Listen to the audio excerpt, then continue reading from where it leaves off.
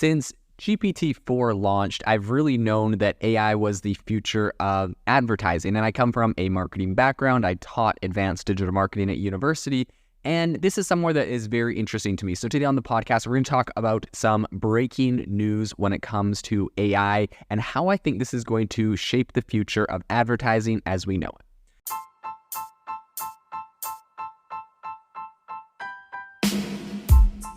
Welcome to the AI Chat Podcast. I'm your host, Jaden Schaefer. Every day, I break down AI news, interview guests, and explain the implications of AI in your life and business. Have you ever wanted to start your own podcast? I record and publish podcasts on a platform called Spotify for Podcasters, and I absolutely love it. Essentially, you can upload from your phone or computer, and it distributes to every platform that plays podcasts. They support video podcasts, and you can make money on the platform with ads or even podcast subscriptions, something that has made my life so much easier as a podcaster. So if you're interested, I highly recommend you give it a try. You can download the Spotify for Podcast app, or go to spotify.com/podcasters to get started on your podcast today.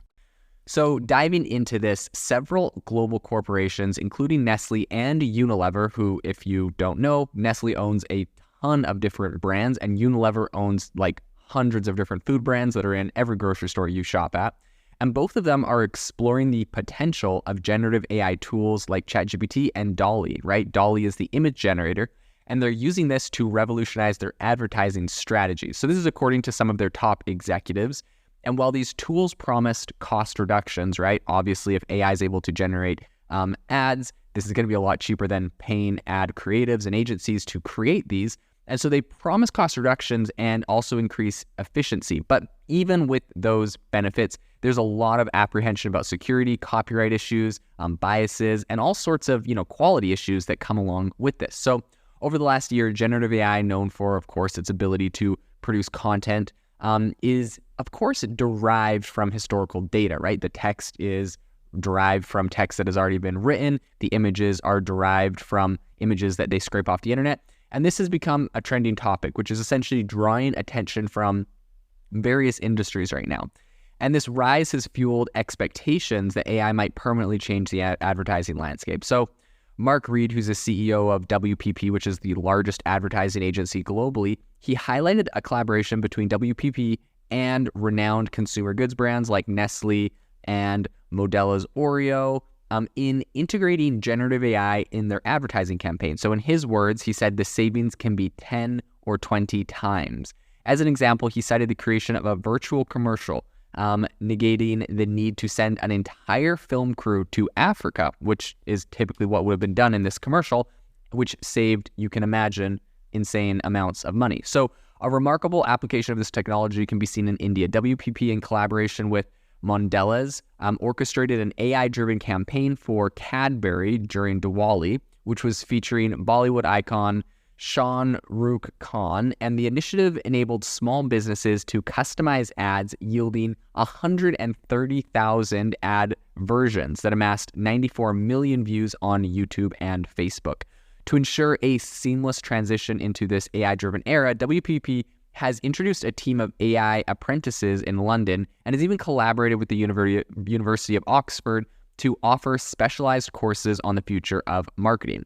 And I think that, of course, we're talking about advertising agencies, but there's a ton of big brands that For example, Google has introduced AI into their ads where essentially you give them the link to your web page, right, your landing page for your product, and they will create the ads, the ad copy, the titles, and all that kind of content for you. Now, I think this goes a step deeper when you start adding the AI-generated images.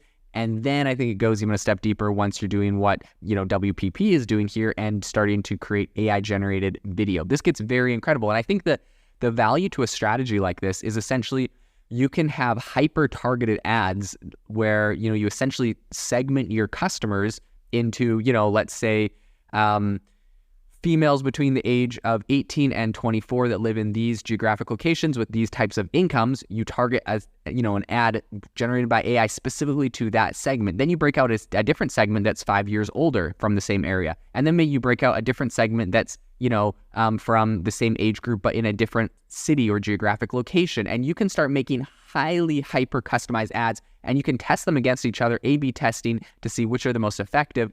and essentially have some really powerful ad campaigns and creatives that are constantly spun out and incredibly refined. So this is where I think the future of advertising will go. So Anne Gidan, who is the Global Chief Marketing Officer at Nestle, shared the company's positive experience with tools like ChatGPT and Dall-E. According to Gandon, these tools are, quote, answering campaign briefs with great ideas and inspiration that are fully on brand and on strategy. The marketing realm isn't alone in this, I guess, AI pursuit. So a notable event occurred when the Dutch gallery Rijksmuseum unveiled previously hidden objects in Jones Vermeer's The Milkmaid painting. So within a day, WPP leveraged Dall-E 2 to craft imagined extensions of the painting in an advertisement for Nestle's La Letelier brand, culminating in significant media value at virtually no cost. So, however, as businesses rush to really embrace this technology, a lot of concerns come about, its pitfalls, its drawbacks, and some of the areas that it is, coming and struggling with. So, Unilever, the conglomerate behind over 400 brands, possesses its AI tools for product description. So that's the main thing that they've used it a lot for. And Aaron Rajan, who's the global VP of go-to-market technologies at Unilever, emphasized the need to avoid inherent human bias in AI outputs, saying, quote, ensuring that these models provide an unstereotyped view of the world is really critical. So with data from major retailers driving AI tools, Martin Sorelli, who's executive chair at S4 Capital and WPP's founder, described the corporate landscape as being divided into two. So there's those diving headfirst into AI and those taking a more cautious experimental approach. In echoing the sentiment of, cautious Ben King, who's the VP of Customer Trust at Okta, he essentially analogized that, AI tools are kind of like gossip. He said, quote, consider everything you tell an AI service as if it were a really juicy piece of gossip.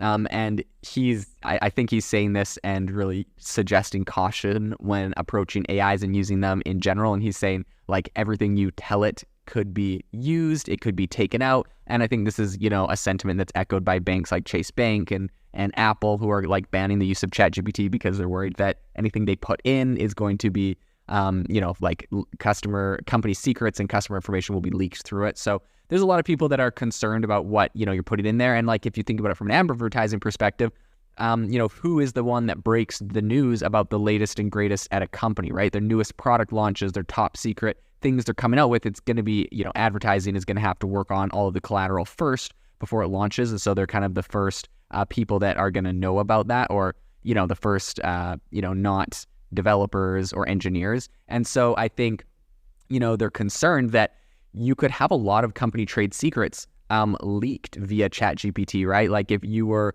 reviewing all of the inputs from a different company and you found that a certain account was, creating collateral for Apple's new iPhone, for example, using ChatGPT, you get a lot of juicy company information via that person's tool. Now that's assuming you're like a moderator, OpenAI, and you're able to do that because they are able to look at what people are saying on there. So I think that is definitely something to keep in mind. I think in sum, while generative AI is poised to really redefine the advertising space, I think its integration comes with its own set of challenges. And, you really do need to take a thoughtful approach. But overall, this is a very big area. I think AI is going to have some massive impact for advertising. So this will be an area we'll definitely follow. This episode is brought to you by Shopify.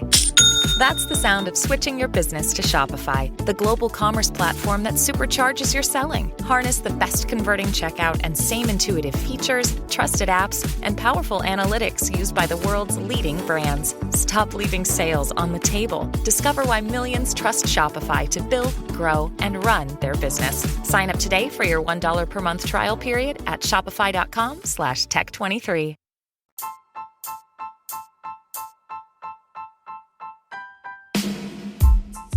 Thank you for listening to the AI Chat Podcast. If you enjoyed the podcast, I'd appreciate it if you rate me wherever you listen to podcasts. And if you're looking for an innovative group of AI enthusiasts, make sure you check out our Discord channel and also our Facebook community. It's obviously a lot more interactive than a podcast, where we can actually share software tools, prompts that we're using in everyday AI. I'll leave a link for those in the description below.